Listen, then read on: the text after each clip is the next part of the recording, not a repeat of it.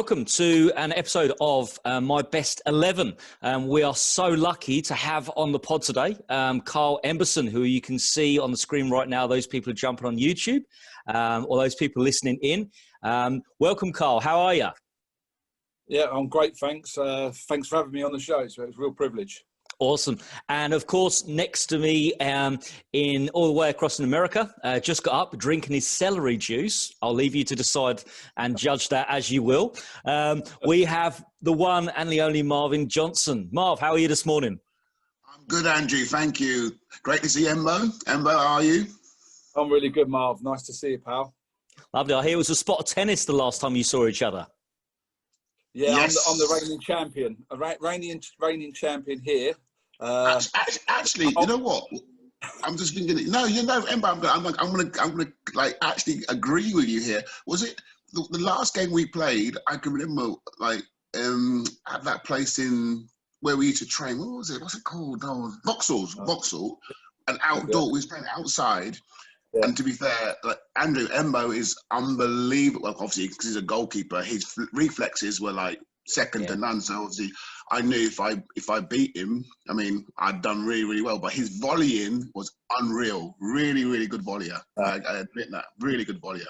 Really. To be fair, not bad himself. To be fair, he grinds you down. He doesn't stop. He doesn't give up. And but you boys were playing tennis outdoors at Christmas. Yeah. In Luton. Yeah. Keen or stupid, I'm not sure which one. Yeah, exactly. Awesome. So what we're going to do is we're going to go through your best 11. And first of all, what I wanted to give you an opportunity to say is, what formation have you gone for, Carl? Interesting. Right. Well, I've actually been I've gone back in the day when I played, because I'm 47 now, so I'm ticking on a bit. Most teams play 4-4-2. Now, nowadays, you don't really see a 4-4-2. Nah. But generally, quite a lot of teams I played for stuck with a 4-4-2. So I've gone for a traditional 4-4-2. Awesome. And is that, I mean, you say that's always what you play with. Is that what, I mean, going back to your youth days, is that what you always had drilled into you? Because obviously your youth career was at Wimbledon, then Millwall. Is that what they drilled into you there, tradition? Or did they give you a bit more flamboyancy? Yeah, I mean, different managers obviously brought different things to the table, but generally 4-4-2 would have been a majority of the managers back in the day was what I played, especially at youth team. I think as a youth team player, that's the first system you learn, you know, as a young player back in the day. Now it might be different. I mean, nowadays they're playing 4-2-3-1. Sometimes they're playing 3-5-2, you know, so there's a lot more. Everyone's a midfielder these days. Yes, exactly. And I think it's evolved the game that way massively since I was a young pro. The game now is much more tactical, much more detail in the approach to games, on systems, etc., etc. Maybe I didn't pay much attention to it as a young pro, but I definitely feel that now I'm coaching myself, and now that I'm watching football and all the punditry and all the live games you watch and the analysis involved now, you know, all they ever seem to talk about is systems and formations and you know, this sort of stuff. So. No, definitely back in the day, in like when I first started, I got my apprenticeship with Millwall in 1988. They definitely were less regarding sort of systems. You know, the managers didn't really sort of talk too much about that. It was more about going out there and grinding out results, really, back in the day. Yeah. I agree, Embo. When I was at 85, I joined Luton, and it was like you just said. The way I coach now with all the tactical and stuff, I'm thinking I don't know if I'd ever be able to intake all this information. What I'm saying to these girls, so it's just mad. Yeah, no, definitely. What do you find? Do you find both of you guys are working with young players now? Is that something you find that the change has been? Is it something that you think that they can take it in? I think definitely there's more exposure to it from a younger age. So I think that they develop that sort of insight from a much younger age, from watching telly. You know, when we watched telly, Match of the Day came on a Saturday night, and that was pretty much the only recorded program you watched on football. You just go to a game every week, really. And I think the exposure they've got, they have got a really good base when they come into into your camp or into your academy, and they do generally have quite a good insight on it. The only thing I would say, the downside of that is they don't go and watch live matches anymore. These boys, not a lot of them.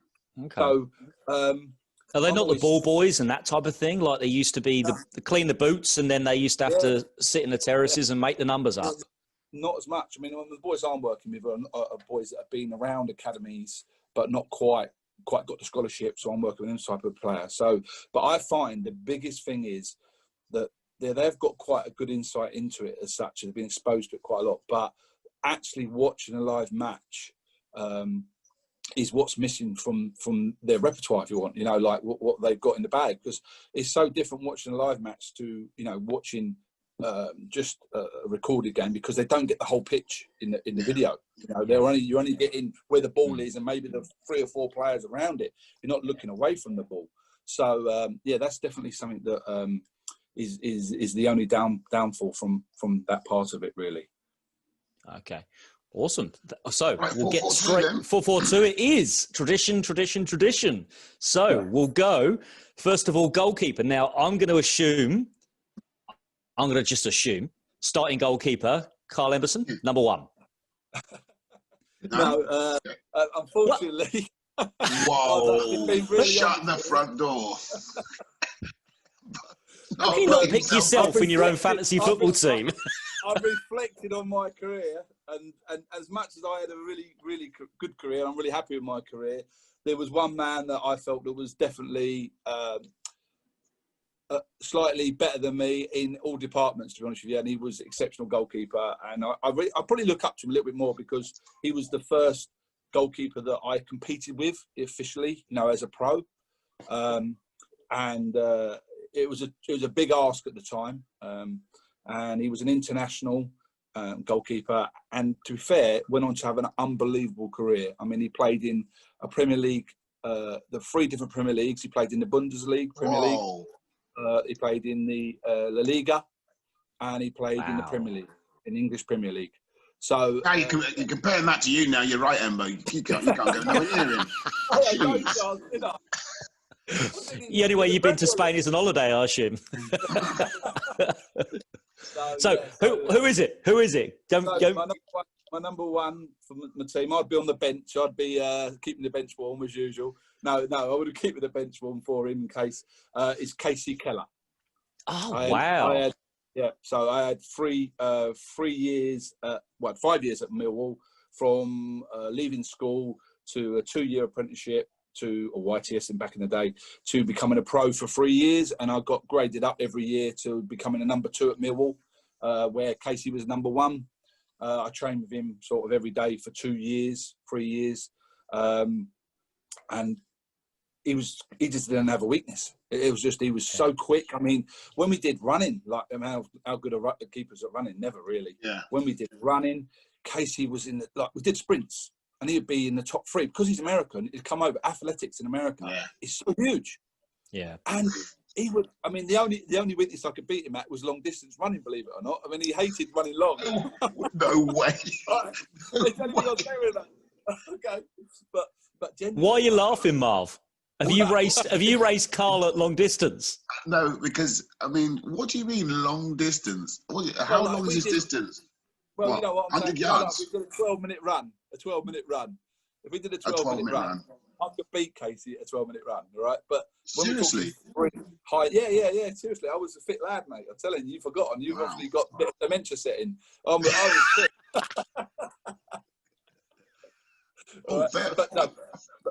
But seriously, no, he was like an athlete. He's quick off the mark, and in goalkeeping skills, his feet across it was insane. We were playing like 7-a-sides, not day before a game, and no one could score. It was like I'm on the other end thinking, God, how am I going to get this goalkeeper out of this team? He was so quick across the goal, and he had spring as well. So like top corner saves, he had that in the bag. His kicking was solid. He didn't make mistakes. The biggest thing about him was you'd watch, like I was sat on the bench for like the whole season, and you'd be thinking, he's got to make a mistake. Everyone makes a mistake.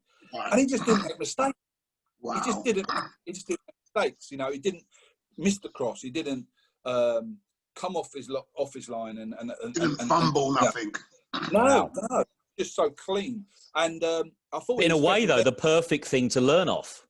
Yeah, exactly. I mean, it was a great, and the thing was, I didn't realise how good it was, because what happened was he just appeared from nowhere, because what he was in America, and he did his university, I believe, and he turned up when he was 22 years old, because he'd done his studies, he'd done his stuff, and played out in America, college football, come over for a trial, and remember seeing him in training, and he just appeared out of nowhere. And at the time, I think we had 4 goalkeepers at Millwall at the time, and they were all very good. Within 6 months, he was in the first team, that quick. And no previous experience of playing professional football here, like as such. Yeah. And then from there, he just excelled. And then I knew he was good, because I'm thinking, wow, this lad's good, And then you didn't really know how good he was going to be. But then I moved on, and I went on a transfer. He stayed there for another year and a half, I believe. And then he got sold to Nottingham Forest for $2 million. And then he went to, I believe it was Spurs. He played for Tottenham. Yeah, he ended up at Spurs for a while, yeah. Leicester City. Yeah. He went to Leicester City. Then he went abroad and he played in the Spanish La Liga. I can't remember off the top of my head which team it was. And then he definitely went to the Bundesliga as well and played in the Premier League there. So, he had an unbelievable... And 100-odd caps, I assume, as well. Yeah, he's international for America, yeah. And he, to come in. I mean, he used to come in, he was sponsored by Umbro back then, and he used to, true story this, he used to give me his gloves, because I was a rookie goalie. I was a young pro coming through. I mean, I was only 19 when I was on the bench for Millwall. I mean, I'd done very well. I'd won the FA Youth Cup at Millwall, graduated up from there to getting into the first team pretty quick. And then I'm like with the big boys, as you like, at a young age. But I was on like £200 a week being the first team at Millwall. That's all I was on. And I didn't have my own gloves, and they never give you gloves. So Casey used to have his own gloves made for him from America, sent over in boxes, like tons of equipment. How big were his hands? How big were his hands, by the way? They're the same as mine. About size 10 and a half, 11. So Jeez, you can see. look at the size of that. But basically, Casey would give me his gloves. But the problem was, and it used to make me laugh, was he'd go to Embo, give me his gloves. So I'd give him, and I'd be really, and right in front of him, they used to have Keller down the index finger. Right? So can you imagine? I'm not going to wear Keller's gloves, you know what I mean, with Keller on them. So I used to get a big, the white tape that you strap your ankles with. I used to run it down the index finger, and then just go right in front of him and rip it off, Keller. And he used to look at me mortified, like, what are you doing? I said, what do you think? I'm going to wear your gloves, Case. And he got no chance. I'm trying to I'm trying to take your spot. I'm definitely not going to wear your gloves. Like, everyone knows that I've got your gloves on. So it was good. You're what, 19 at this age, Emma? 19? I was 19, yeah. So, wow.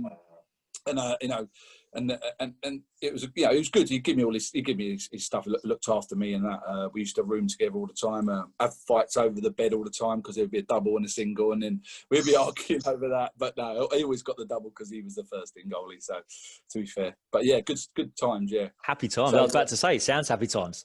So moving on to our defence, we got 4 at the back. I assume we're going traditional right back, left back, couple of centre backs. So talk us through, in any order, talk us through there. Actually, we'll leave left back till the end for a reason, and I'm sure you know the reason. Just to keep him waiting a bit longer. Andrew, listen, you're putting me down. Listen, I could play centre back. I used to be a holding midfielder. Don't give him any ammunition. Right? So you can leave out left back if you want, but I could even play right back. I have played a season at right back, believe it or not, for Luton as well. I think Marv could put that left wing, couldn't you, Marv? Yeah, 100%. 100%. Well, but anyway, listen, it's over to you, Emmo. Come on, what's it? So right back. I played with the youth team at Millwall with this lad. Unbelievable pro, the best pro I've ever worked with and seen. He ended up captaining his country. He international for Republic of Ireland, and could play centre half. I think he played centre half for a lot of his career in the end for Birmingham. I think he went to Sunderland, Millwall. Have you got him yet? Kenny? Is it Kenny? Yeah. Kenny. Go on. You got it, Kenny. Cunningham. Cunningham, that's it. Yes. Cunningham. right back. Yes. I've never seen someone so committed to his football career. I mean, he lived and Really? breathed. I mean, oh my God. I mean, Kenny wasn't, you wouldn't have turned around and said, I want to play in the youth team with Kenny. I mean, he's 2 years older, so I was like a schoolboy playing in his South East counties on a Saturday when I was 16, and he was like a second year YT. And so calm. He played centre half a lot of the time, but he ended up playing both right back and centre half. But so calm and so in control, but talked, didn't shout, but he had a presence, natural presence and influence. But I've never seen someone after training every day, he'd get a bag of balls out and he would just, on his own, knock the ball out his feet, cross with his left foot, even though he's right-footed, cross, practice for hours on his left foot. And I used to think, God, everyone's going in. I'd be watching it and thinking, God, he's doing it every day. And in the end, he could just cross left foot, right foot, constantly. And was always in the gym doing extra on his body and weights and stuff. And he wasn't like, muscle bound, but he just was strong, efficient, I'd say. He was a very efficient defender. 1v1s, never see him get done. Wow. And then when he went to centre half, he wasn't what you call a big, strong sort of terminology, like a meathead centre half where he's heading it and fighting. Yeah. He is just in control and very comfortable with the ball at his feet. Just reads it beautifully. Doesn't need to worry about that stuff. Yeah. Exactly. Read the game. And to be fair, again, I started off, I'm a young pro playing with him and for the youth team, and then watched him get into the first team. And again, wasn't really noticed as such, weren't sort of a standout name. But after a while, we got into the Republic of Ireland team, and I'm sure he went to the World Cup, and I'm sure he was either captain. I think he did. Yeah, I think he captained Ireland in the World Cup, and had an unbelievable career. But went under the radar, he was like a bit of a James Milner, where he doesn't really get the recognition throughout his career. I mean, James Milner's won everything, you can think of. But he wouldn't be the first player you would say, oh, he's one of the most decorated players in the Premier League, you know what I mean? Because he's been at Man City and Liverpool. But yeah, Kenny was a bit like that really. So I kind of went under the radar, but would have loved to played every week behind him, Well, not bad. 2 internationals to start. Yep. Let's go across to the left back. Who we got for left back? You want to go left back now, do you? We will go left back. Let's go left back. Emma, I know it's not. Huh? Drum roll. Who? He wants a drum roll. He wants the drum roll. I'll add the sound effects in. Later. Listen, but Emma, I've spoke to Andrew about this. Already. Listen, I know it's very, very unlikely I'm going to be in anyone's team. It's everyone's choice, which is fine. And it's nothing I'm going to take personally. Obviously, it's not my fault. You haven't got a good idea of what a proper player looks like. But anyway, it's fine. It's fine. To be fair, I think if I'd have been at Luton 10 years earlier, I think Marv would have made it by the sounds of it. But I think at this moment, unfortunately, Marv misses out just. Now, I've gone with another lad that went on to be international. And I played with him at Millwall as well, coming through the youth team together. And then he went on to play for Tottenham. I think he played for Manchester City as well. I'm sure he did. Any clues? No? Millwall, Spurs. I'm sure he played for Manchester City. I'm sure he did. Definitely played for Spurs. Quite an aggressive left back. Got in trouble. Oh, yes. The nutter. What's his name? Ben. Thatcher. Oh, Ben Thatcher. Yeah, of course. He was at Wimbledon for a while as well, wasn't he? Right, that's it. So he went from Millwall to Wimbledon, then he ended up Tottenham, and I'm sure he ended up. I might be wrong, but I thought he played for Man City at the end of his career, near the end. But I might be wrong with that one. Definitely played for Spurs. But yeah, so Ben come through the youth team. He was a couple of years younger than me actually, but by the time I got pro, he was already on the radar at the club. He was England. He was playing for England youth all the way through. It was rare for Millwall to have someone already playing for England. And I remember coming in one day and he come and train with us, and he was only about 16, 17. And I was just couldn't believe his quality as well. People remember him as being a really aggressive defender. I remember he's got an incident where I think he elbowed someone on the side, come across, wiped someone out, clotheslined them, and he did have that in him. But what a lot of people didn't realise, and to play in the Premier League regularly as much as he did, and I think he played for Wales in the end, was the quality he had with his left foot. I mean, his left foot was like a wand. I mean, I remember him like just crossing the ball in, you know, some crossing sessions. I mean, never missed the area. You know, it was like unbelievable. Yeah. And he could play centre back as well, so I liked his versatility. So he could come in and play half. He weren't the biggest, but because he was aggressive and he obviously had real qualities, he could get away with it. And I think that maybe nowadays in the modern game, he would, like, even if it's modern when he played, really, but now even modern, you know, now it's more modern.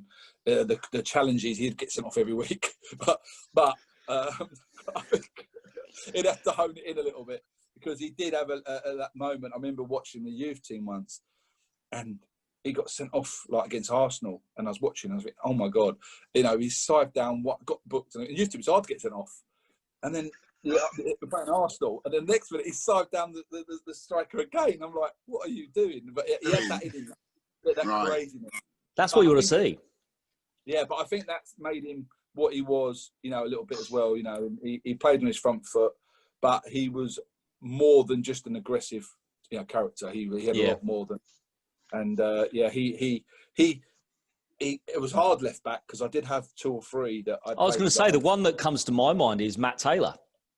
Yeah, well, we'll see about that. Oh, yeah, interesting. Yeah, but that's something that he was one that was on the forefront for left back, but you never know. We'll wait here. We'll wait here. Wait and see. Wait and see. But, that's my left back for my 11. Awesome. So far we got Casey Keller, Kenny Cunningham, and Ben Thatcher. So all 3 from Millwall so far, which is interesting. You obviously like the hard-nut Millwall reputation. Are we carrying that on in centre-backs? Yeah, unfortunately we might be. It will change. But no, so it's hard, because when you're at Millwall as a young lad, basically they were all the top championship side. We were going for, you know, they've been in the Premier League when I was there as a YT, got relegated, but trying to go back up. So the pedigree of player was really high. You know, like we were getting in internationals. So, and when you're around them as a young pro, you know, you're looking up, you're learning your trade off them. And it was something that was really influential on my career. So, there is a little bit of a trait with Mill, but it does change as we move through. The centre half I've gone for, one of my centre backs, is another international. So unbelievable character, unbelievable. Actually gone on to have an unbelievable career as a manager. He actually managed me as well. He actually sold me, so get me put it in my team. But captained his country, managed his country. So a hell of a you know, a figure for his country, really, and played Premier League in France. Would have thought he must have played the old Division 1 in England before he come to Millwall, because he was playing football in France before he come across. Played for Barnsley, played for Millwall. I think it was Nantes he played for before he come to Millwall. Is it a striker? Is it a striker? No. Centre half. We were on centre half. Oh, centre half. Yeah. What am I thinking? I can't think. I seem to have an absolute brain fade today. I can't. I mean, think so. Captain his country as well. Then the thing was thrown. I was about to say Steve Staunton, but no, surely not. Go on. McCarthy. Mick McCarthy. Yes. Yeah. No, I was thinking of him. I was thinking of Mick McCarthy, but I thought, how is it that he was a manager of you? What, a Colchester? Yeah. No, Millwall. Player manager. Player manager. Player manager. Player right. manager. Okay. That's what threw me. That's the thing that threw me. Yeah. So basically, Mick come in, played in the old Division 1. We were still in Division 1 then. We got relegated, but they brought him in to try and stop us getting relegated. But his presence, I mean, his voice used to go through you, to be fair, on the pitch. But he was just immense. I mean, I've never played with a centre-back with so much character and leadership. His leadership qualities were second to none. And obviously could play a bit as well. You know, it wasn't just, you know, like a head on a stick, if you like, because he could head it, but he could play. But he took responsibility, you know, and he took the pressure off me, you know, sometimes. A young pro playing, I remember playing a few games, and most of it was, I did play a few reserve games, but pre-season games, etc. But I remember playing with him and thinking, wow, you know, I just feel so comfortable so quickly. Yeah. Just took it all the pressure off me almost, and then went on to be my manager quite quickly. I think a year after playing, he got the manager, coach, sort of player coach role. He was the one that brought me through. He upgraded me to number 2 at Millwall, and then eventually he sold me actually. But you know, that's just one of them things that happens in football, and you know, I was gutted, but it was what he saw, how he wanted to move the club on. Yeah. But, yeah, inspirational figure, and hugely successful as a manager. Went on to Republic of Ireland in the World Cup. A couple of times Republic of Ireland, wasn't he? He was, of course, in charge when that whole debacle happened with Roy Keane, getting sent back home from Japan. That's right. And then went on to Premier League, managed Sunderland in the Premier League. Yeah. A couple of other teams as well. Ipswich for about 35 years, and he's only just left Ipswich, isn't he? Ipswich. That's right. Ipswich, that's right. Yeah. So he's been a top manager as well now. And what was he like in the dressing room? Was he one of these controversial managers? I think you say he used to go through you. Did he ever go through you as a young man, or was he pretty nicely, softly with you? No. He was how he played. He was how he played. And, called it.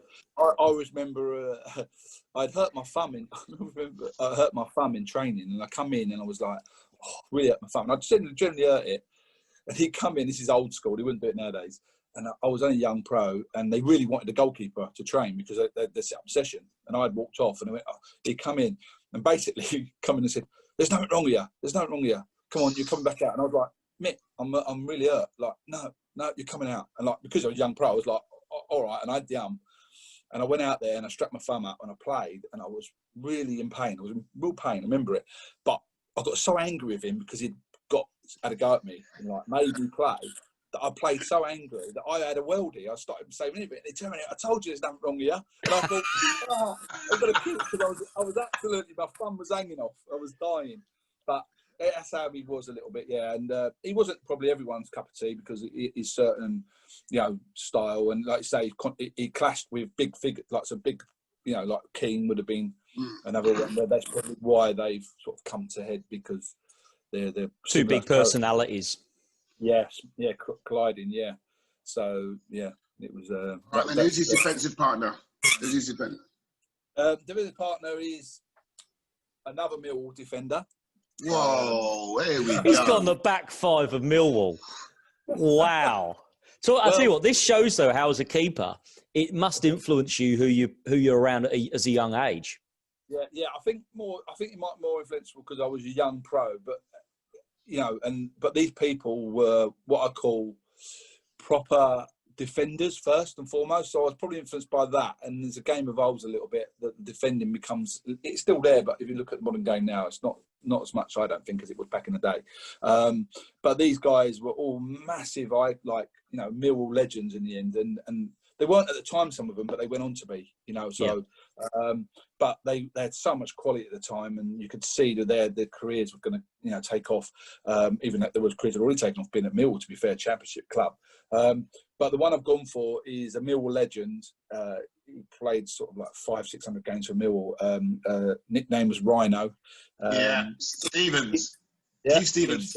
That's it, Keith Stevens. He could play. He was hard as rock, by the way. Yeah. And I played with Keith, and I probably, you know, he'd be the first to admit he probably wasn't the best on the ball. You know, wasn't the best player on the ball, but had to be good to play in the Championship. You know. But could he defend? And he was Millwall through and through. You know, he played for Millwall his whole career. But he played with his heart on his sleeve, and he was so honest. And you know, could you ask? You know, he went through probably 10 managers at Millwall that all kept him there, all wanted him there because of his attitude towards training, to games. And the good thing about him was he was really good. He was in the dressing room, really good in the dressing room. You know, he was like a proper captain. And with young pros like me, he also kept an eye on the young pros. You know, always come and see how you were, see what you're doing, and always helped you. You know, and if he was in a game, he would sort of help you as well. I remember making my debut for Millwall in the first team, and playing alongside him, and coming out of tunnel, and like he just he just looked at you and you felt $1 million. Do you know what I mean? So it's just how his approach was and everything about him, really, you know. And he's actually in Australia now. Lives in Australia, funny enough. Oh, yeah. Yes, he Wow. does, yeah. Enjoying it over here. Yeah, he's moved out there and working out there. So I keep in touch with him. He sent me an email quite a while back now. But, yeah, so it's good to hear he's doing well. But, yeah, a fantastic defender. You know, the two centre-halves in front of me were just absolutely awesome, you know. From the day I arrived at Millwall to the day I left, you know, I couldn't speak more highly of both of them, really. The Fruit and Veg Man is your local greengrocer that delivers quality fruit and veg boxes at supermarket price-busting prices within a 10-mile radius of Luton. We deliver on Tuesdays, Wednesdays and Thursdays. Quote Big Marv when putting an order through to receive £20 worth of fruit and veg with any box you order. We donate money from each box to Keach Hospice too.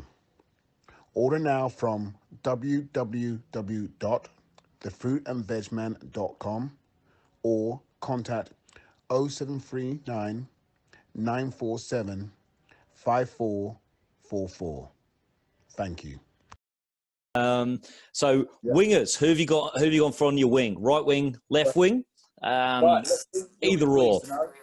Pleased to know. Well, I've actually gone because I couldn't. It's really hard in my career. I played with loads of like wide players or wingers or what you want to call them, and softies. You probably goalkeepers called them soft, did you? No, not really, not softies. No. Well, yeah, but I've actually gone. You'll be pleased to hear, as Luton Town fans, I've actually gone. I felt when I was playing for Luton back in the day, I could always see that Matty Taylor had unbelievable ability, you know, and I always felt that defensively, though, when I'm playing behind him, he lacked that little bit of. At the time, he was young, though. He was 19, 20. That little bit of just natural defensive quality. Steel, a bit of a steel. Yeah. Grit. A bit of grill, a bit of grit. Yeah. Grill. You know, when you needed someone to step forward, and I always remember at Halifax as a near post corner, and he was in the zone one, and I thought he should have done better, and I went mental at him because he didn't really step in to sort of go and head it. You know, he kind of waited, and then I was like, "Oh, Tails, you killed us." But what I will say was, going forward, Engine.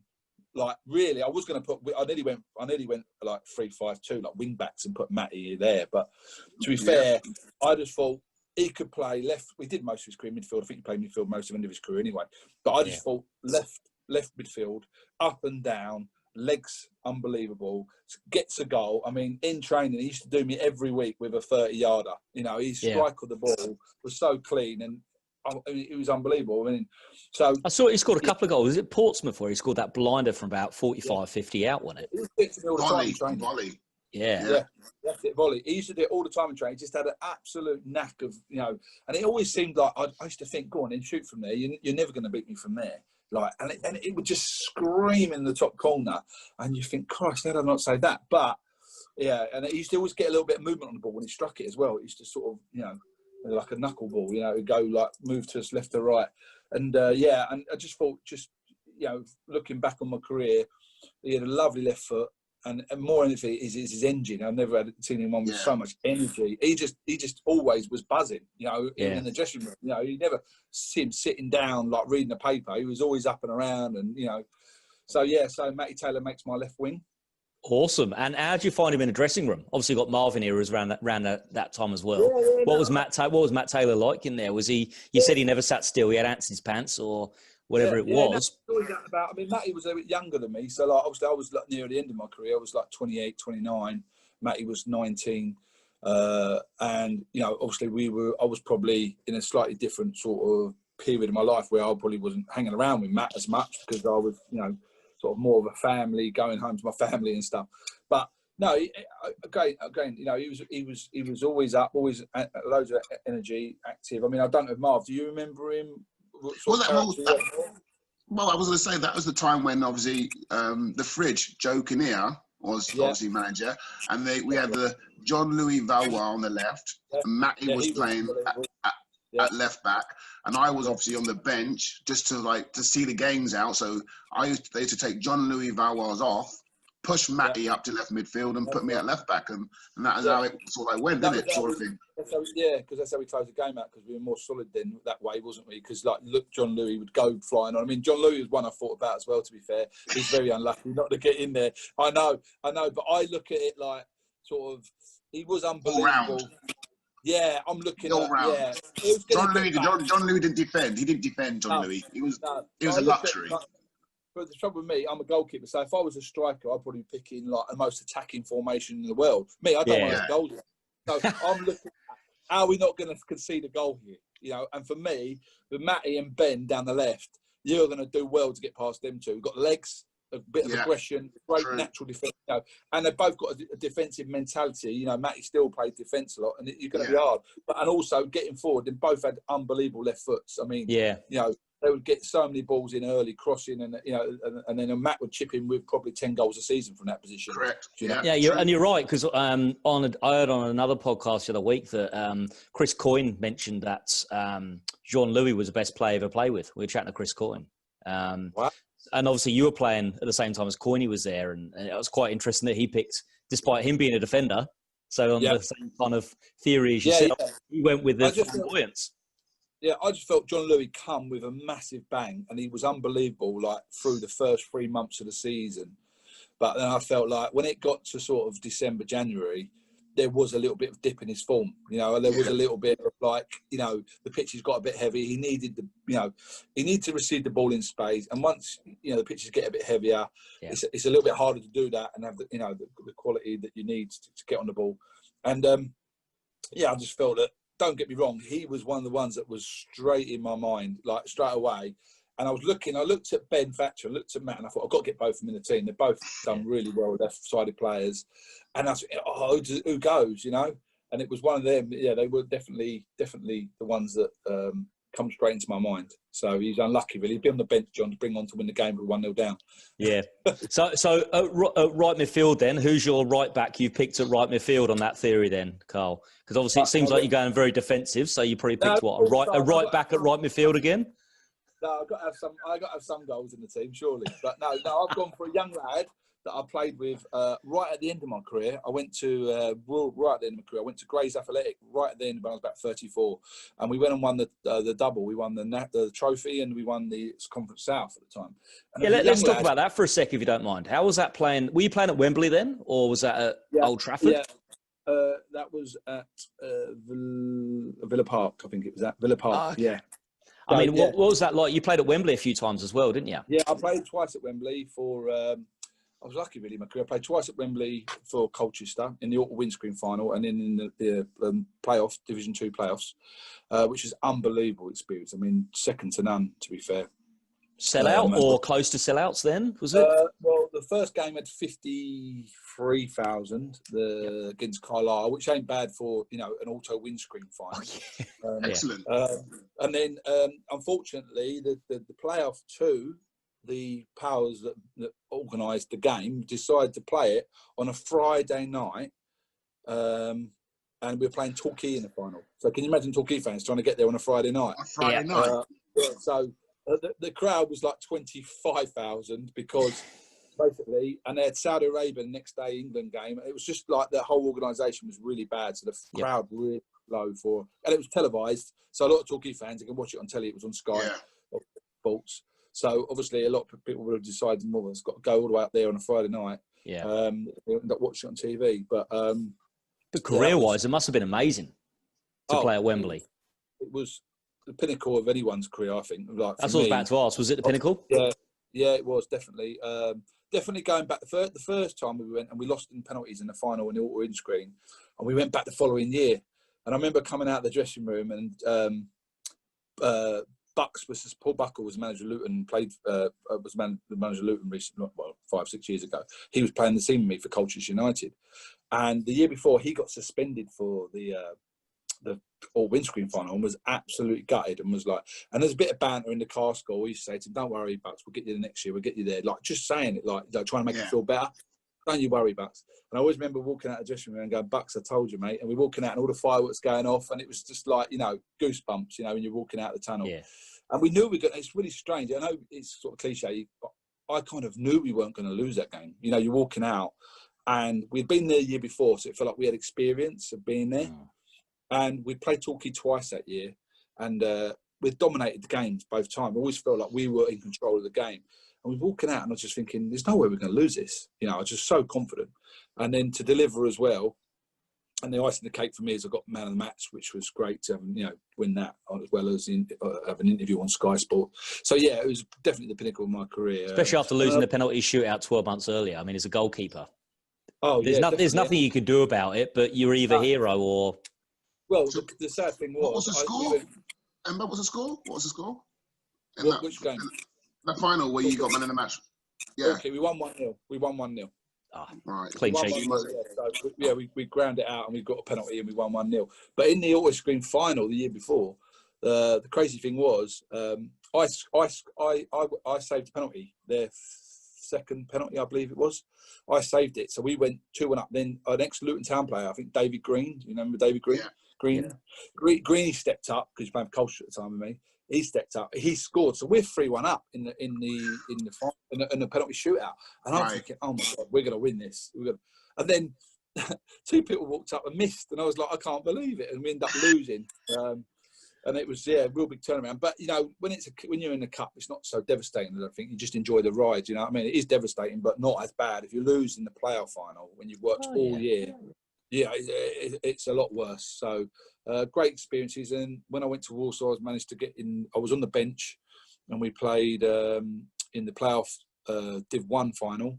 I was in the squad on the bench. And that was played at the Millennium Stadium. So that was a great experience. Different, much closer, much more compact as a stadium. You know, but great because we won that as well. Even though I didn't actually play, I did play a part in the season because I played a few games. So so I've had a really good ride within, getting into finals and winning promotions. So I'm really proud of. I seem to have. I think there's only one club that I played for that I never won something with, and that was at the end of my career, which is Southend. So I'm really proud of that. So going to different clubs and to win something. So yeah. No, awesome. Sorry, I interrupted you. Right back. Sorry, right midfield. Sorry, I keep saying right back. So when I was at Grays, there was a young lad playing there. I was like, who's this lad? Where has he come from? And it was crazy. And he was training and playing, and he was 16. And even though it's only Conference South, for a 16-year-old to play at Conference South level and deliver 17 goals, you got talent there.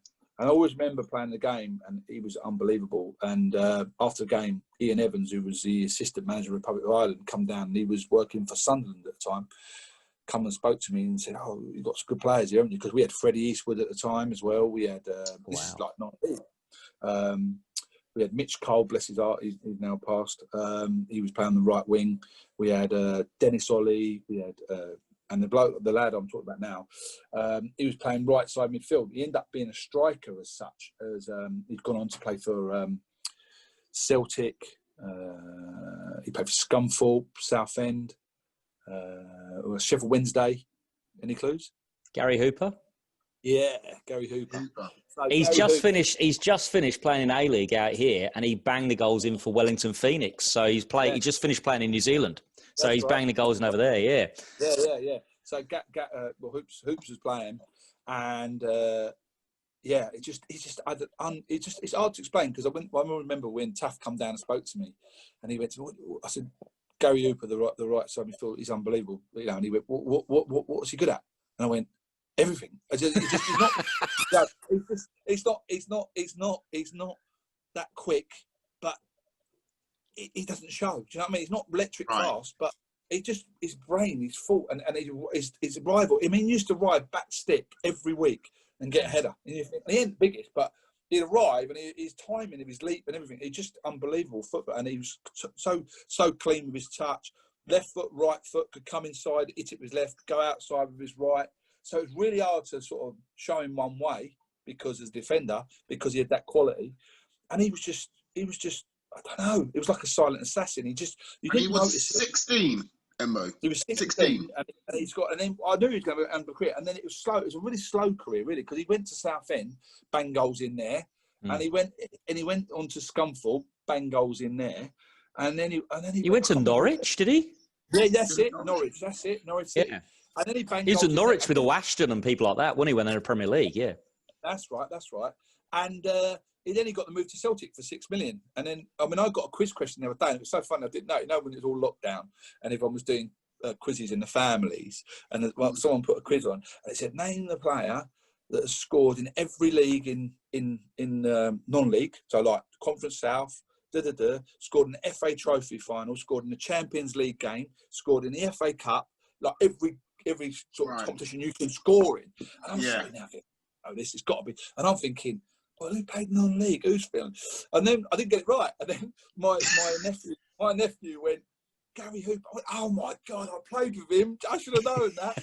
You know what I mean? It's crazy because obviously, you know, I should have known that question really, because obviously followed him all the way through from playing him at a young age. You kind of keep an eye on his career.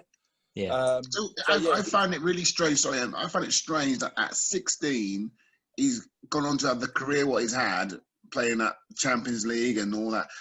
Was he not at a professional club as a kid? 16. Tottenham. Right. They released him. Right. And Stimo, the manager at the time, said he brought him in. So this kid I can't believe they released him. Like he was shell shocked. And I got to admit, after about a month of training with him, you go, wow. He just had. It's hard to. He was one of them players. I don't know if you ever had it, Marv. Like, you know, when you play with someone and you think, how's he keep scoring goals? Because he doesn't. It wasn't like, you know, when you play with some players, like play with a few players that are electric quick. You put the ball, they knock the ball past, and you're absolutely left for dead. And you think, how can I mark this bloke? You know, he never had that. Okay, and you got some people that are like just unbelievably skillful. So like they got a step over, a double step over, and you're like, whoa. He didn't really have that. Right. But he just had everything else that could get goals. It just, I mean, if you look at his career, I mean, he's gone on to have an unbelievable career. But at the time, I remember thinking, wow, you know, this kid's going to be special. And, you know, and I was surprised he didn't go straight to Premier League because, you know, when people watch him, I think that's the same. A lot of scouts watched him and probably thought, he ain't quick. He ain't going to play Premier League. He ain't really skillful. Not going to play Premier League. And it's just like he's gone every level and scored goals until someone's had to say, well, he scored here, he scored there. So he ends up playing for Norwich and Celtic in the Premier, you know, Scottish Premier and the English Premier. So, incredible career, Awesome. So centre midfields. This was the exciting moment. not for Luton fans, it's not. Are we gone back to Millwall again? Are we full of Millwall central midfielders? No, we're going Colchester United. Okay. We're going for a lad that when I was first joined on loan, he was unbelievable in possession. I've never seen a player not give the ball away. Like, he just never gives it away, and he always looked so calm. Not really a shouter, not really, you know, sort of a demander, really, but what a player, you know, and always delivered big goals.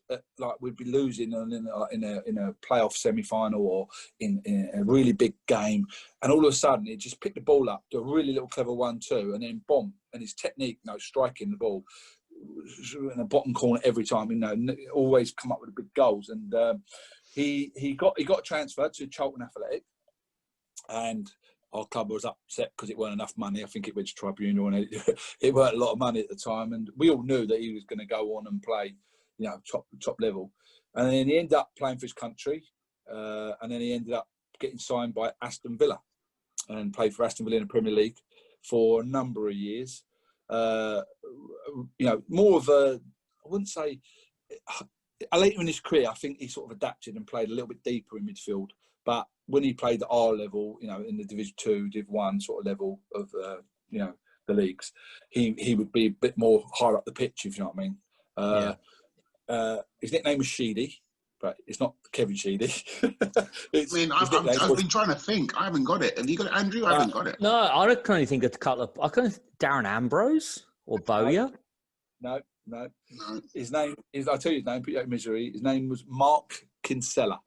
Oh yes. Oh, is he South African? No, he's Irish.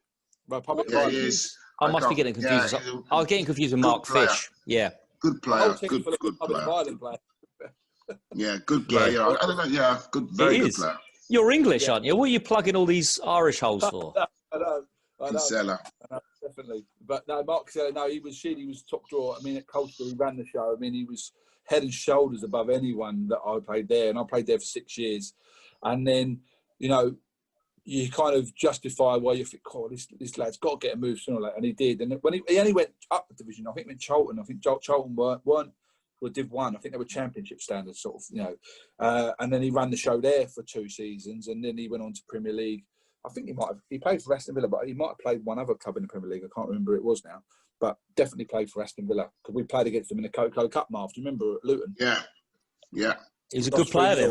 What's Sheedy about? What's Sheedy about? Do you know what the nickname's from? He just nicknamed was Sheedy. When I got there, I was quite a young pro. He was nicknamed Sheedy.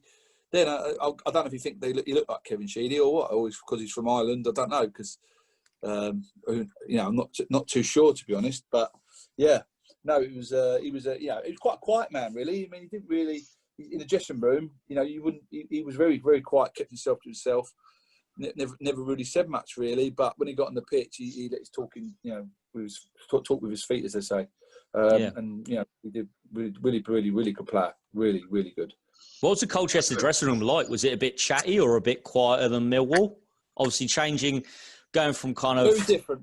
Yeah, very, very, very different personalities. I think it took a few years for us to sort of get together we felt like Colchester was quite a lot of revolving door for a little while. Then it settled down when Steve Wignall became the manager, and then we brought in Green. He was ex-Luton. Aaron Skelton, ex-Luton as well. Yeah. And a few others. Paul Buckle come in, and we kind of all, once we got our personality, and I think they found the right balance with personalities. The dressing room you know, was really good. But at Millwall, they kind of always had really strong personalities in the dressing room. Now, when I was at Millwall, we had like Mick McCarthy, Gavin Maguire, who was a proper nut. He was, wasn't he? Yeah, Gavin. He was, no, because he went to QPR. He went to QPR, didn't he, as well? Yeah, that's it. What do you mean by nut? For a non-footballing person here, what do you mean by nut?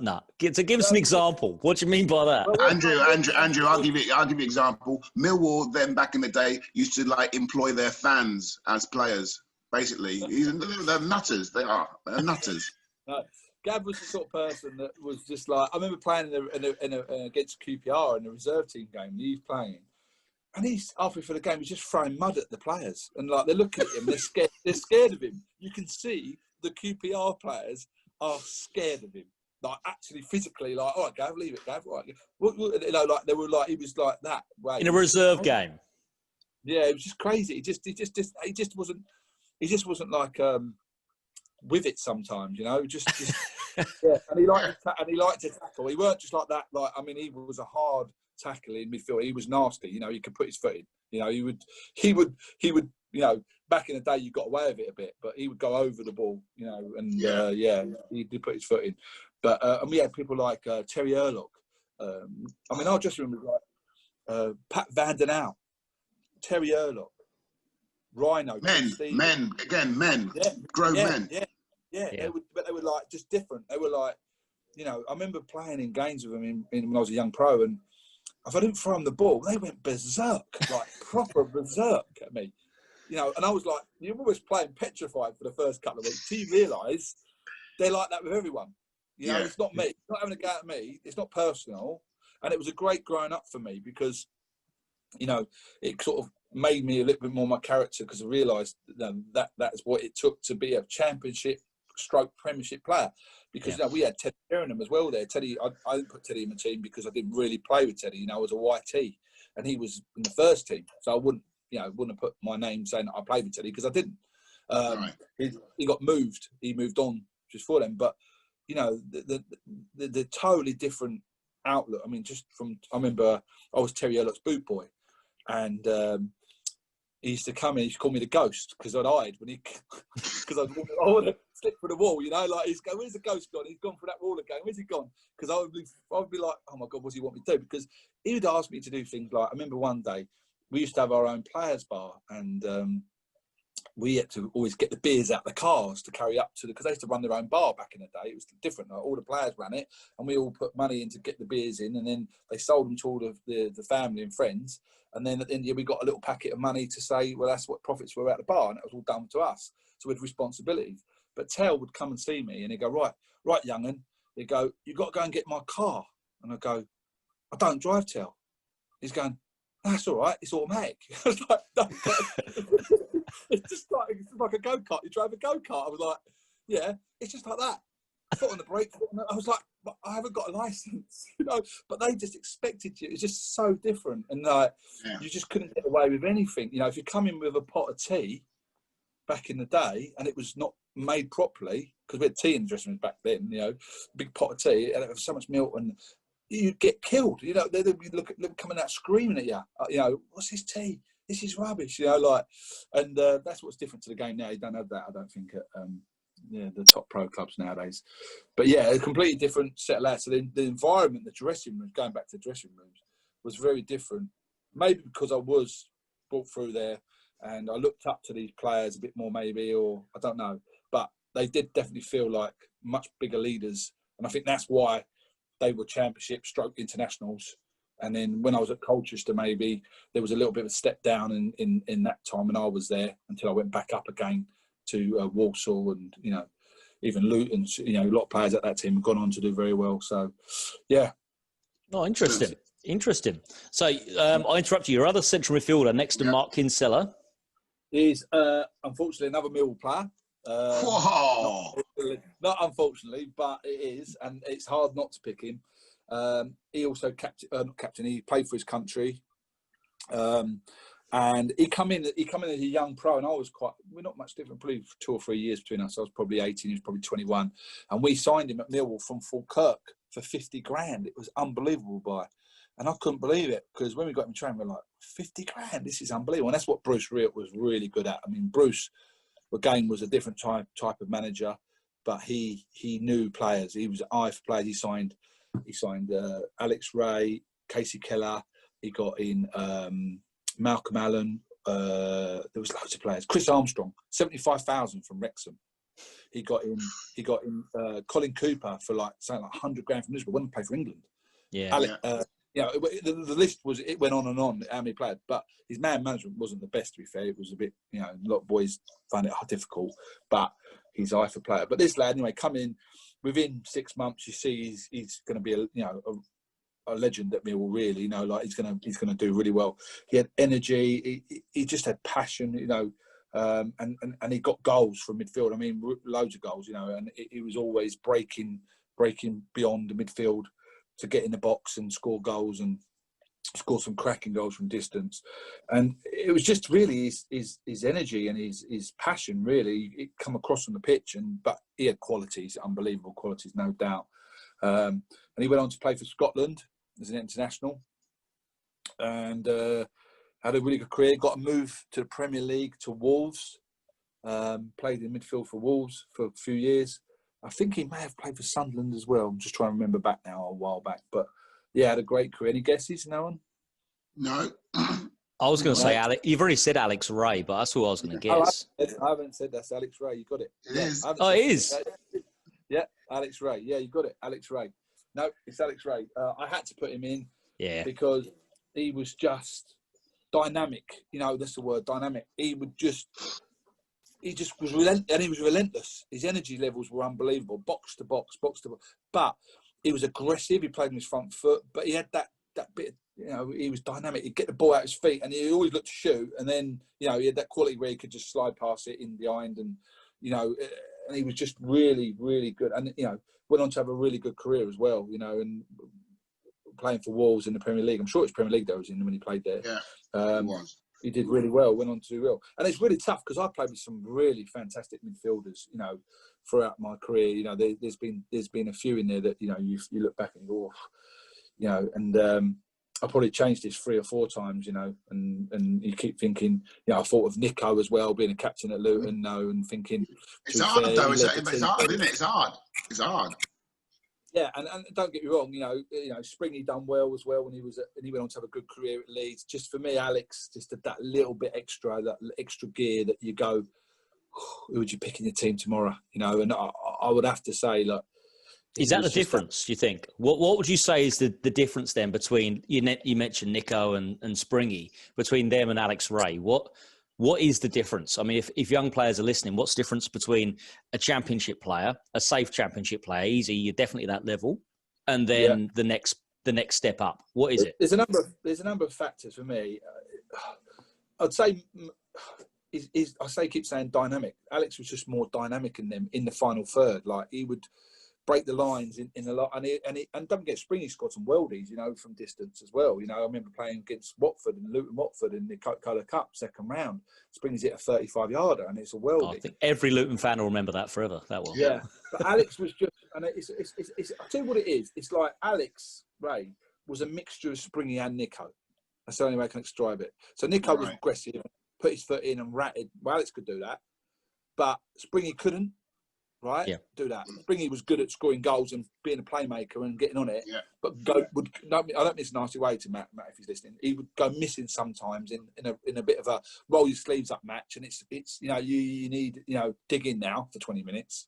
And I felt Springy wasn't that good at it. Alex could do that, but he would also do what Springy could do. So it was just, he would then get the ball out of his feet, he'd do that bit, and all of a sudden the ball would come, he'd go bomb, and he'd boom out of his feet, and he'd get his shot off, and he'd put it in the top corner, and he's done the rubbish part of the game as well. And it's thin lines. I mean, I played with all the way down to I played in every league apart from the Premier League, and I went right down in the Conference South, and there were so many small margins through the levels of players. It's just consistency, being consistent. And it's love what you're doing. I think you got to be a top player, you've got to love what you're doing, and it's got to be your life. You've got to sacrifice a lot to do it. We're talking Kenny Cunningham out there crossing the ball with his right and left peg. Yeah, exactly. And I think a lot of these players, they loved the game so much. It was everything, and they did a lot of sacrifice. And don't get me wrong, some make mistakes further down the road and go off the rails a little bit, we're all humans. But generally, in the early days, I think that, the dedication they put in, I mean, some are blessed with natural athleticism, you're born with that little bit, DNA, but all these players were natural leaders in one way or form, that I've put in my team. They led in different ways, but they controlled games in different ways, but they definitely were. And it is very thin lines for me for the difference. I played with some players, I can't understand why they never made it. Training with them every day, and I've not made it, but made the Premier League or gone on to be in nationals. Because you think, what qualities have they got? It's unbelievable. And they don't get the breaks, or they don't. I don't know. I'm not so sure it's breaks. I think you make your own. I'm a bit of a believer. You make your own luck in this world, and especially when you're training every day, 7 days a week or whatever it is, and you get there if you're good enough. There's no way really to there's no magic potion to say, why is he not made it and he has. Consistency is the biggest thing, and consistency comes from doing your trade every day well and working hard at your trade to get them consistencies. So strikers, this is going to be interesting. Yeah, this was the toughest one. This was really hard. This was I was like, oh my God, because I was really lucky, because when you're in goal and you're looking for people to get you out of trouble, make a mistake, someone scores a goal, or you're looking for me, sometimes when you're just hitting a target man, and it's so nice when you're striking the ball up there and it ain't coming back, and you're just helping it on. But there was so many. I played with three really good target men in my life that were unbelievable. Won their headers and got their goals and held the ball up.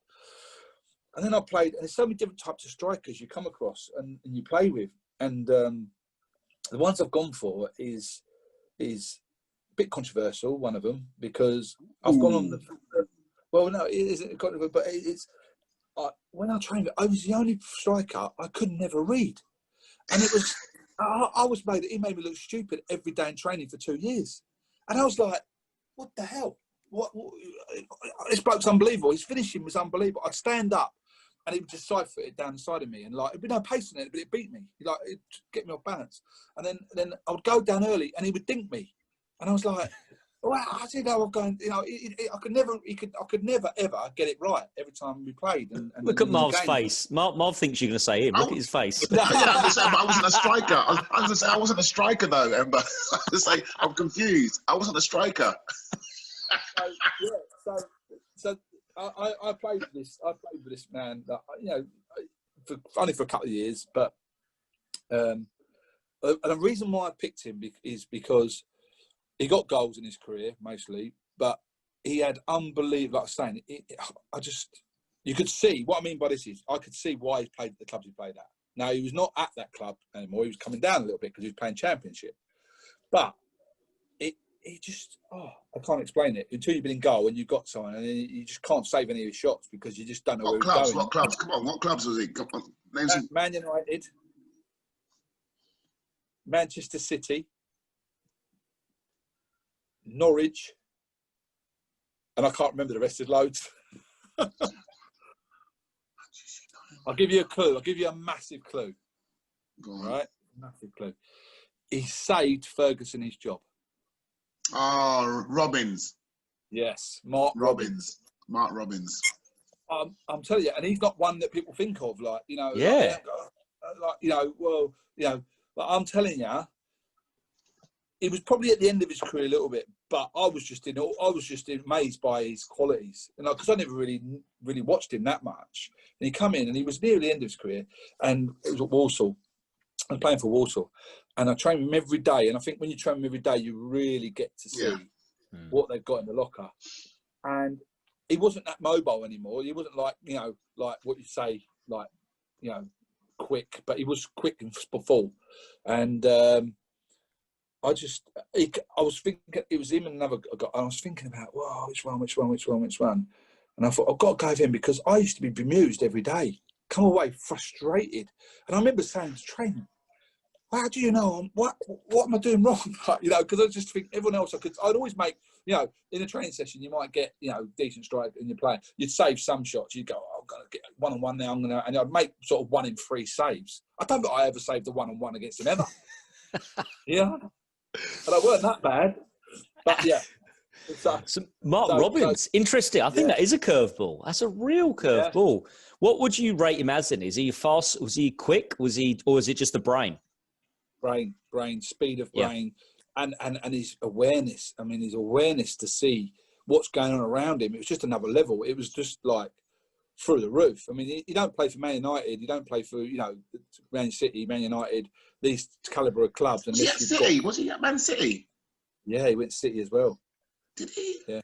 Wow. Yeah. I'm pretty sure. I'm pretty sure he did. He had an unbelievable career. When you look at his career, you'll go, wow. And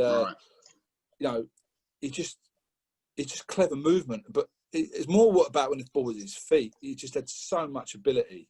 You can't believe it, And I'd played quite a lot. I was 26 then. I'd played, been Millwall, been all them levels, and I was quite surprised. And I've gone for him, it is controversial. And who's the one you didn't pick? You said you were about to. Because I assume that's not the other person then, because the other person will have to be a target man. Yeah, so as I say, you complimented him with a target man. Yeah, I've gone with pace. So I haven't gone for the big man, and that was my dilemma. Howie. You haven't gone for a big man? No, he's a big man, but he's quick. Okay. Right? So no Steve Howard. No Steve Howard. Unfortunately, Howie was the one with Robbo, and I kept going. And I looked at the system, I looked at what it was, and Howie was incredible. And he's the one that's, again, I feel, because you've gone with my best 11. If you're going for my best 11 Luton, Howie would have made it easy. Oh, yeah.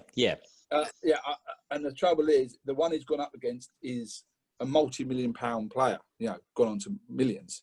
And you'll see why I picked him probably in a minute. But Howie, for me, was the best, the one I've gone for. He's a target man, but he ain't. He can do both, but he's more totally different to Howie though. Still, in my opinion, but Howie was the best. I mean, I played with Andy Rammell. I played with Steve Howard.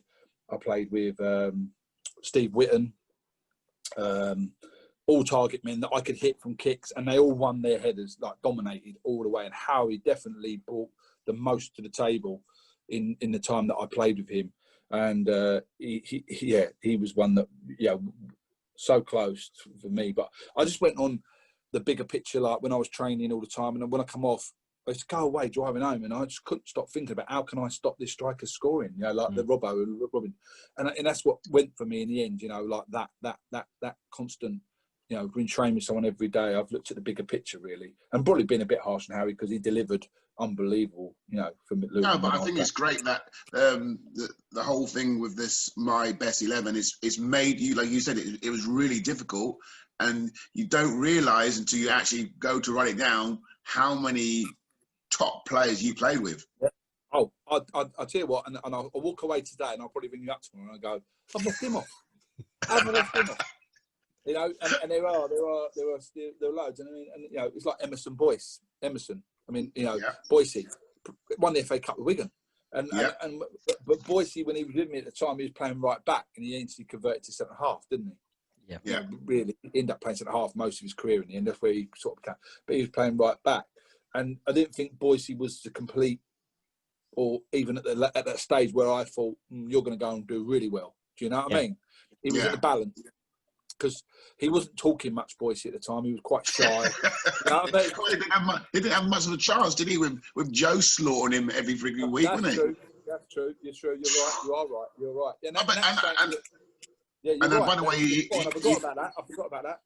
Yeah, he's one of the. He's already agreed to come on here as well. By the way, as has Howie, which is great. But like going back to Boise, I was just saying about the mental, I mean, like you said, I mean, the mental sort of like torture in what Joe gave him, which again, not trying to defend Joe, but Joe was old school. You know, Emma, you know how they approach you to speak to you as a kid and all that stuff. And Joe Kinneal was from that era. And so how he was speaking to Boise was maybe not as how he should have been speaking to him, but in that day when he was growing up, that's how they were, sort of thing. Yeah, and for Boise to go on to lift the FA Cup with Wigan after enduring what I felt was like a little bit like is abusive, really. Was credit to him as a character, as a person. No, strength, yeah. And he was one that obviously I was thinking about as well.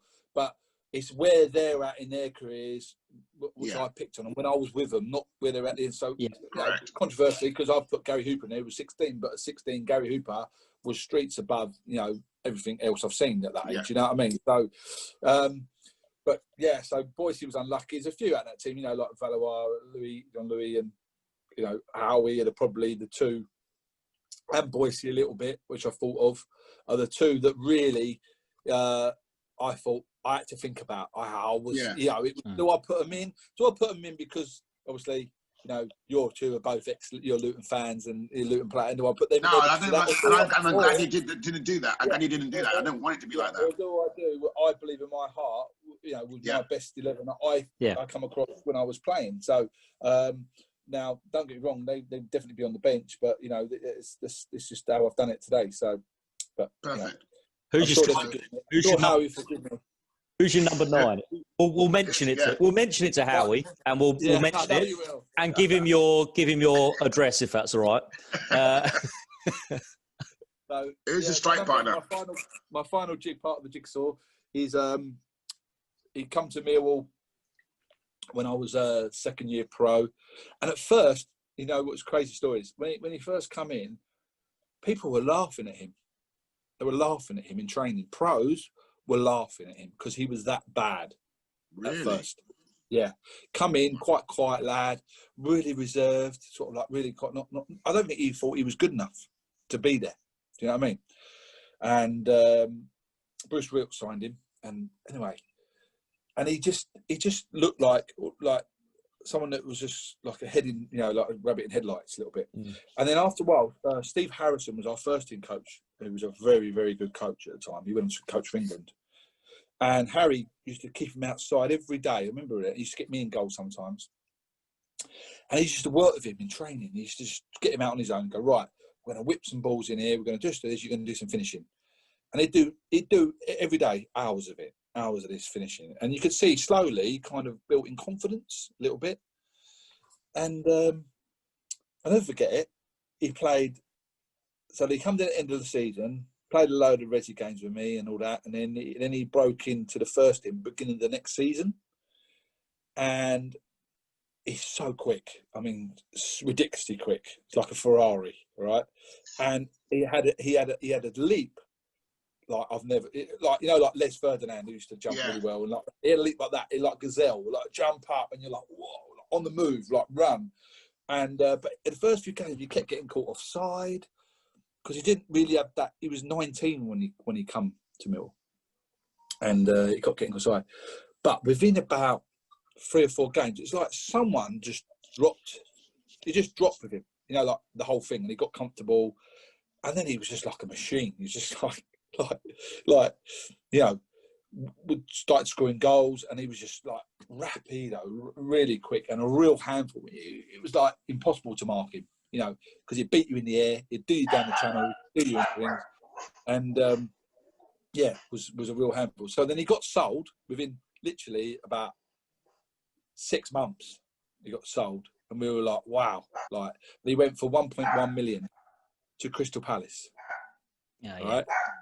He then got me sent off on my debut for Millwall, right? Because he played Palace in the Italian club, what we call it. And I ended up. He went round me. He come 1-on-1 with me, and he's gone round me, and I'm like, oh no, he's quick. He's 1-on-1. I'm in trouble here. Like he's gone round me, and I've grabbed his ankle. Anyway, he's gone. And to be fair to him, he tried to stay on his feet, and the ball's gone out for a. I got away with it. I thought I got away with it because he kind of still tried to finish it, and he smashed it in the side netting. I thought I've done well there, but the linesman's got the flag across his chest like this. So I think, what's happening? So Vic Caller, the ref, runs over to him. It's my debut for Millwall. Waited 5 years for it, and first team debut. And he comes over. He goes, when it just come out about the rule of professional foul, you had to be sent off. No yellow card. So the ref's gone, bosh, red card to me. Like 22 minutes into my debut. 22 minutes. Yeah, right. Sent off.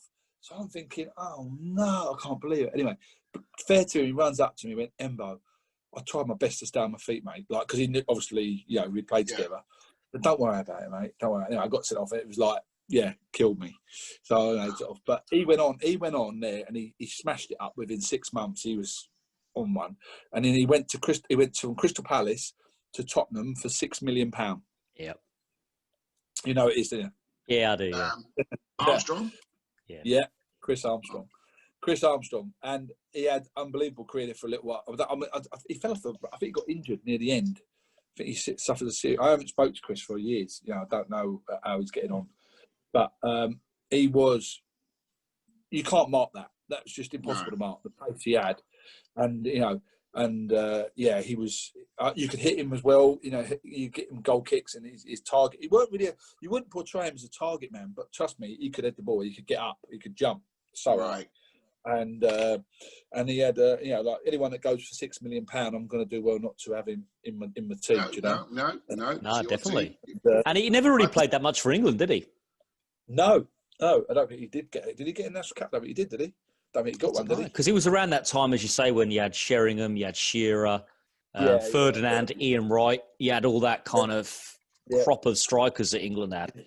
Yeah, no, he never got into being international, but you would not like to have marked him. I'd have hated to play against him, you know, as a centre back, or you know, because you know he was just an athlete. He was just an elite athlete. You know, if he had done running, I think he would have been, you know, 10 point, under 11 seconds, sub 11. Do you know what I mean? 100 meters. I think he would have been that good if he had trained for it. You know, he was that fast.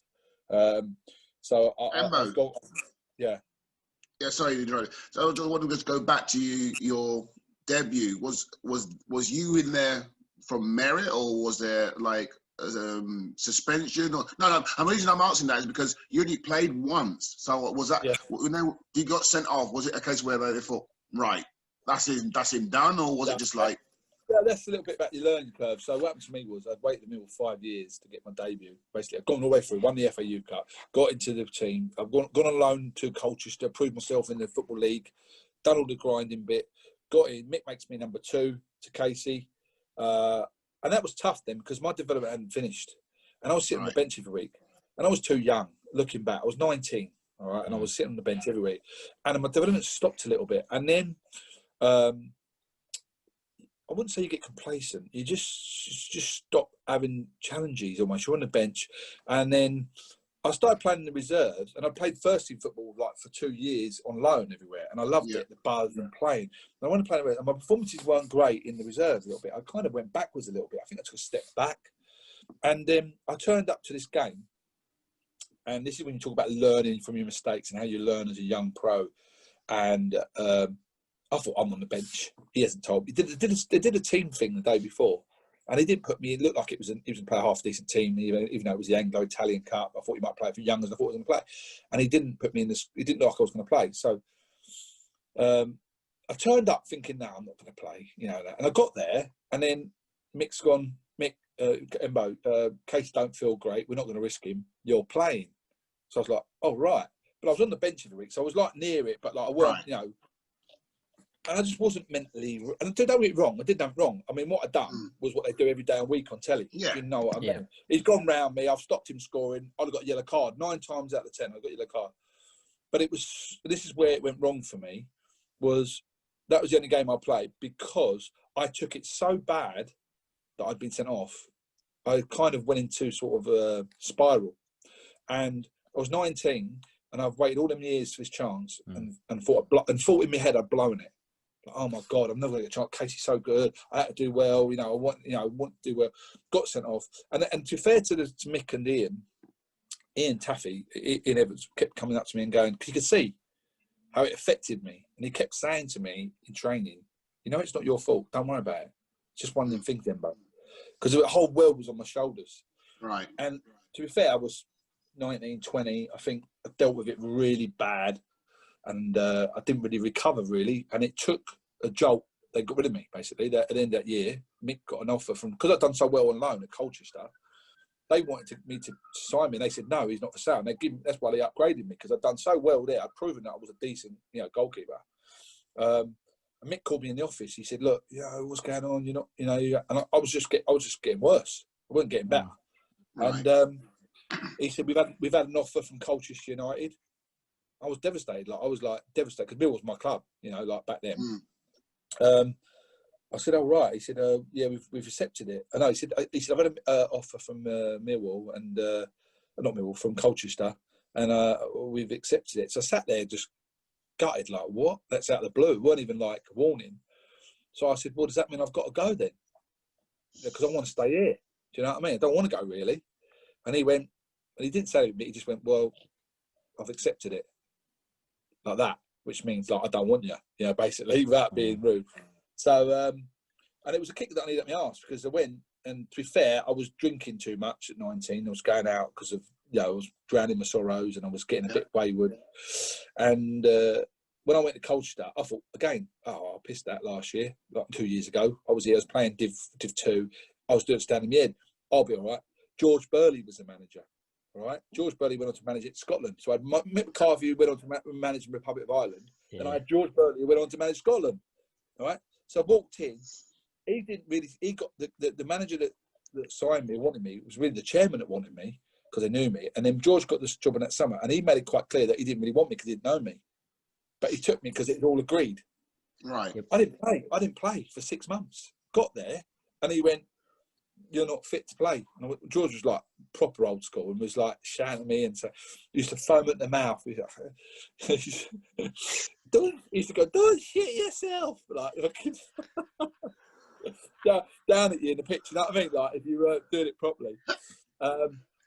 All white foam in the corner of his mouth, but a good manager, a really good manager.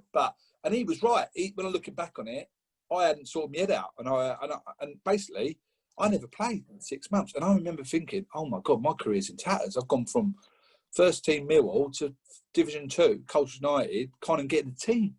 But the best thing happened was that I shook myself up and realised and got myself really fit, and sort of got a bit between my teeth and trained a lot harder than I was before, stopped going out, and I got myself fit. And then I got back in the team at Christmas. And then I played for 6 years, never looked back. You know what I mean? Kind of got myself that. But these things happen, they're experiences. Bad ones and good ones are all what make your character, and all make you realise actually.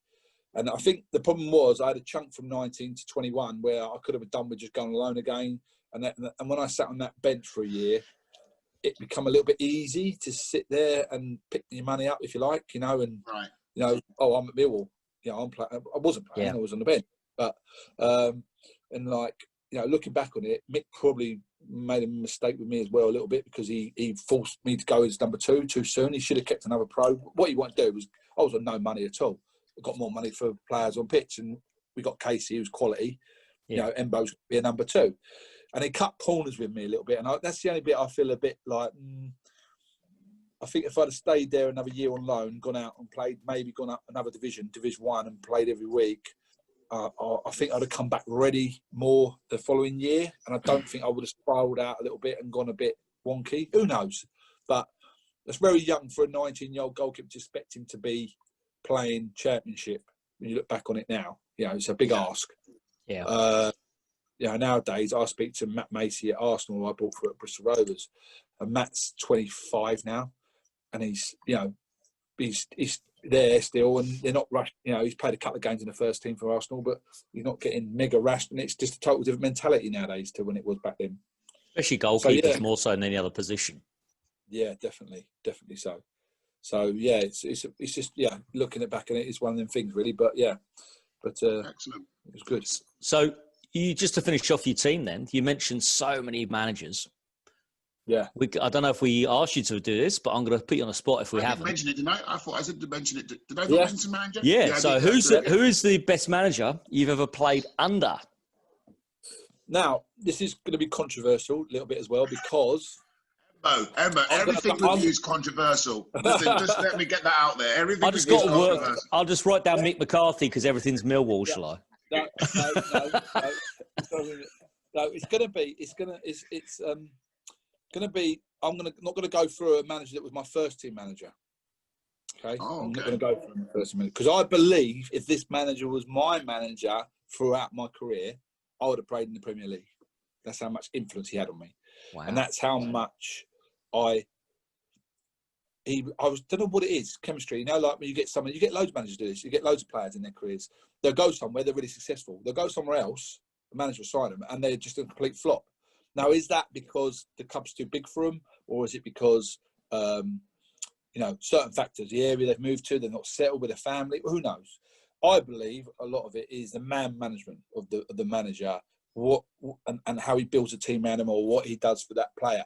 And for me, half of being a manager is psychological. You know, you're trying to make your players feel invincible. You're trying to make them feel like top of the world. When they go out there, they've got to believe that they are the best player in the world. You know, you've got to make them feel like that. And when I was at Millwall as a kid, I come across a manager in my second year YT. After 2 games, he pulled me in the boot room at Millwall and told me to go and find a job. That I was never going to be good enough, and it was like a rocket. You know, like, you ain't good enough. We lost to Spurs 5-2 and Charlton 5-1.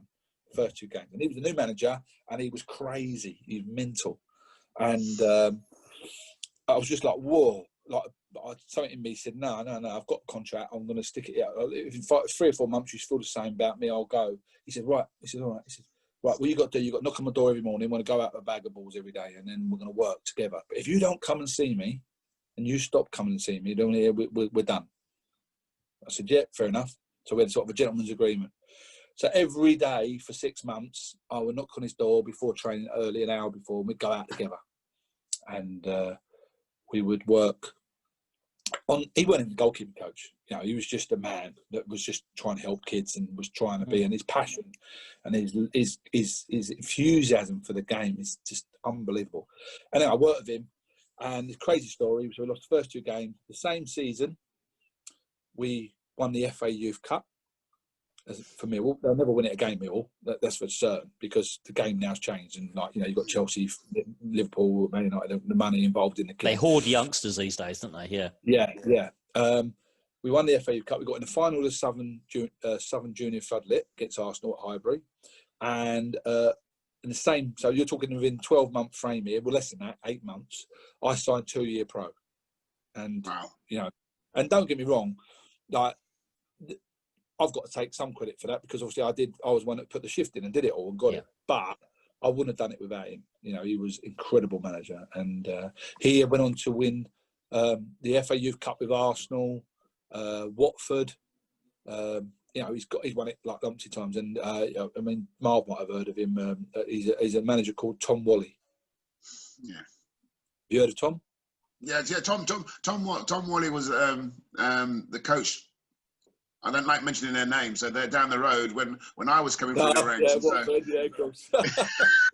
so when we were playing as in Luton Youth, and we had a lad, Sean Farrell, who was a centre forward, and he lived in that place down the road, right? And it was amazing how they didn't get him, and Tom was always constantly before Fazza, we used to call him, trying for Luton as a youth team there. Like, come on, come down here, and goes, no, I've been playing at Luton, and so everyone speaks highly of him, very highly of him. Yeah. Well, like, you know, for me, I mean, that's like, for me, wow. I mean, the man just, you know, he had something. I don't know what it was, almost like he had something plugged into me. You know, he just made me tick. You know, he'd say something, and it would be bad sometimes. It'd be bad, but it's what I needed, and he would say it in a way that would jolt me. I'd go, oh, I'll show you. And I had that bit between my teeth. He just managed to make. And when I played for him, I felt 10 foot tall. You know, I was like, you know, nothing's going to beat me.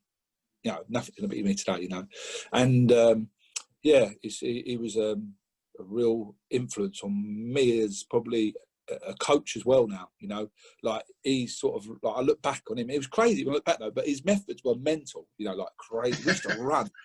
We used to run every day. Now I don't run my boys. I like that, but like he built characters. Like he was like, he'd get you in. Don't get me, he'd break you down first. He used to break us down. It was like military almost. Break you down, but then he built us up. You know, and out of that youth team, you know, Andy Roberts was one that I nearly put in my team today. Andy Roberts was one that nearly got in front of Mark Kinsella. But I thought I can't have all Millwall players, right? he come through with us in the same team. Then you got, you know, he's responsible for Mark Kennedy, another one that I thought about. Mark Kennedy who played for Liverpool.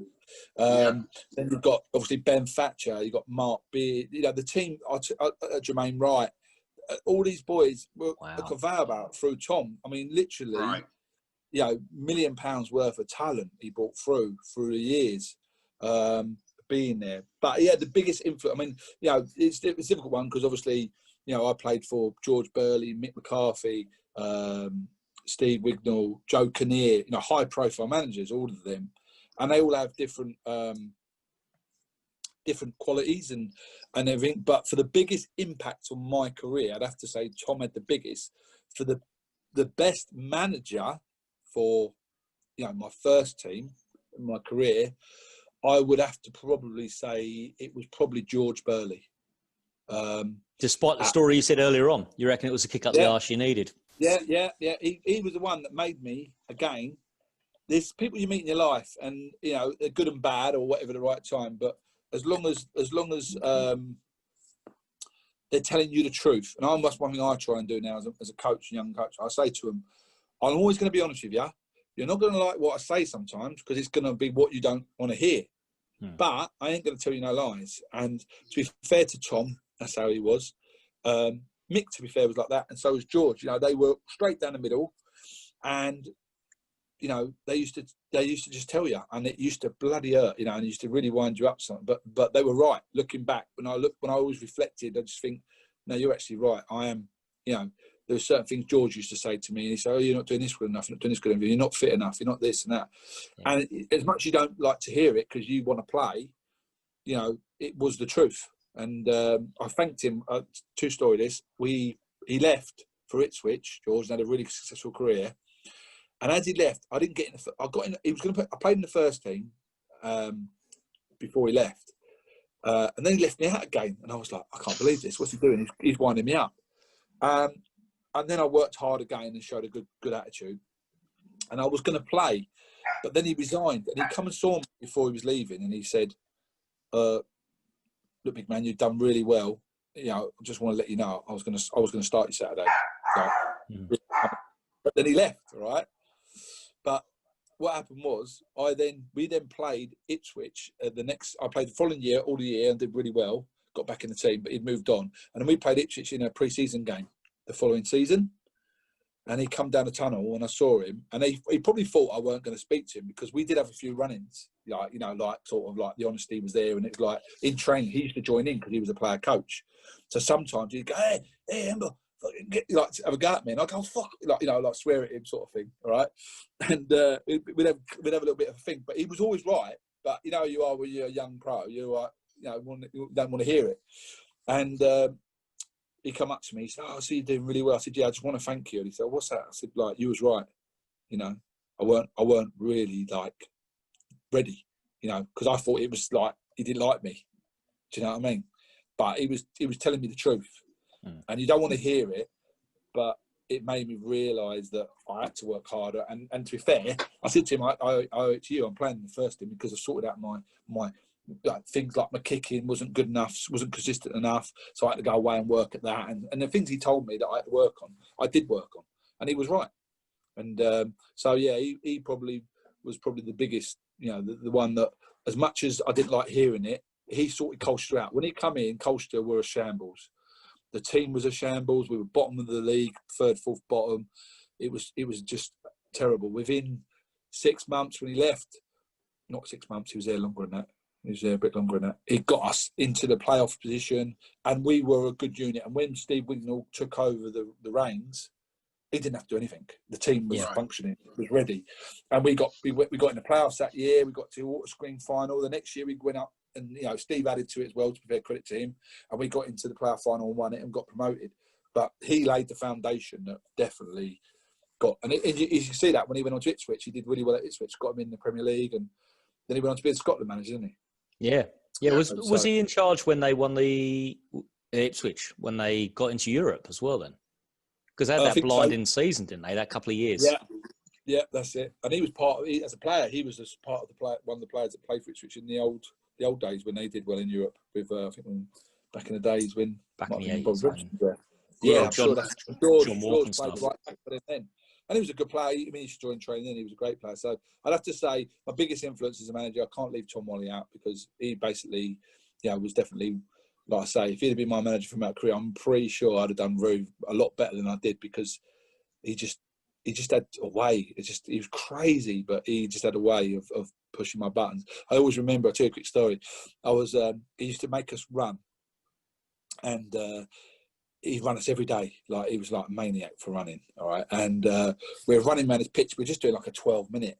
And when I was younger, believe it or not, Marv, I was really fit, right? So, now that you say he was your youth team coach, I can see now why you was beating Casey Keller. Well, that's the truth. Exactly. Listen, when I was doing that, when I was 18, I used to be in the top three of the running, of the team. I'd be in the top three always. Well, we'd do runs, and because I was so fit with him.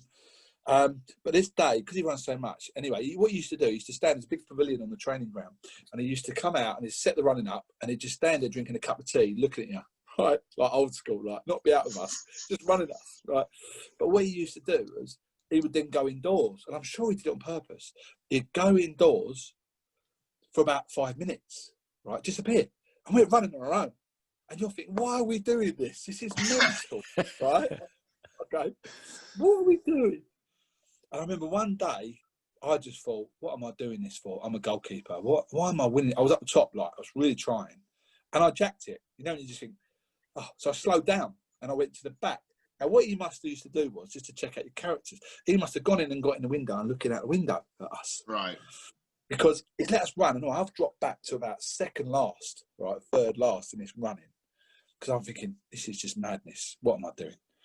All of a sudden, he comes marching out of the pavilion, and he's gone, oh, Jesus. He's like, I can't do his accent, he's Welsh, like. He's go, Embo's jacked it in today. He's jacked it in today. Because he could see, because normally I'm at the front, right? Yeah. And I was like, oh, you're really annoying. Like, because he was right, I had. Like, you know what I mean? And I always remember thinking, oh, no. So I remember pushing myself back up. I'll show you, I jacked it in.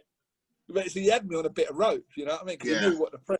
And it's fond memories of all the crazy stuff we did. I mean, he used to set traps as well. So he used to say to us, I'm telling you, if you go out and I catch you out, you'll be fired. You'll be sacked.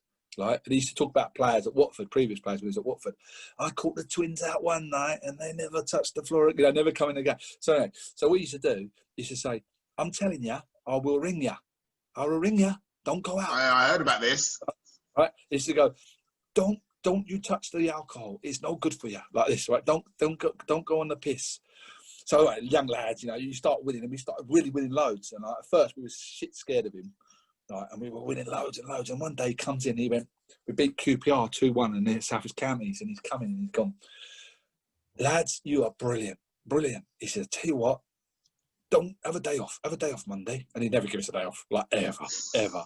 All right? He said, have Monday off, enjoy the weekend, and I'll see you next week, like Tuesday, right? See you Tuesday, boys. Pat us all on the back. We all went out with $1 million, right?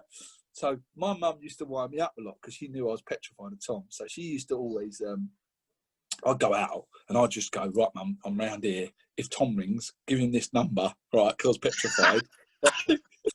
And ring me, right? And I'll ring him back because, like, you know, got to be careful. Yeah. Anyway, some nights when I'd forgot to give her, some nights I got a bit confident, laid back. She'd wake me up in the morning. She'd go, Carl, wake up. I go, what's up? Like in the morning, and I've had a few beers. And she'd go, Tom's rang last night. And I'd go, bolt upright. No, because I was petrified. And she'd go, I'm only joking. Right? My mum used to do that. Right? So, anyway, so this went on for a little while. Anyway, one night I go out, get ready. We beat QPR. I'm out. We're in Tuesday. I'm out tonight. So we go out. He only rings, right? So I give her a number. Anyway, so I come in. I'm in bed. And my mum wakes me up. And she wakes me up and goes, Carl. I go, what? And I'm really hungover. Like, I'm like, what? She's gone, Tom rang. I went, what day? Yeah, well done, mum. She went, no, he really rang. And I went, no way. Like, she's gone, yeah. I said, what did he say? She goes, well, you're lucky because he actually woke me up because I was asleep because it was 11:30 at night. He did it on purpose. Wait till 11:30. 11:30? Yeah, 11:30 at night, right? He's rung. Anyway, my mum's got, I was so shocked, like, so tired. There weren't mobile phones in the day. It was a home phone. So she's gone downstairs, put the phone half asleep. She's gone, hello, is Carl there? And she's gone, oh, and she's done well for me. She's gone, no, he's asleep. Like that, right? He's gone, oh, right, okay. And I thought, did he not ask you to wait? She went, no. She went, I was asleep. She goes, oh, I'm really sorry. Can you just tell him that I made a mistake? There's no day off. That's what he said. Really? So he just set us up. So he caught us six of us out. He rang everyone, caught six of us out. Monday morning, can you imagine the amount of running we did? Oh my God.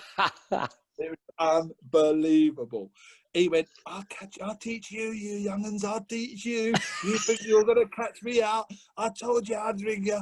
I was like, oh my God. And Wow. You was out, Emberson. So no, I wasn't. I was in bed. You was out. I don't know. I'll tell you what, he ran us. It was ridiculous. It was like you watch the SAS programs, or you watch it out there. It's SAS program, and it's called what do they call it?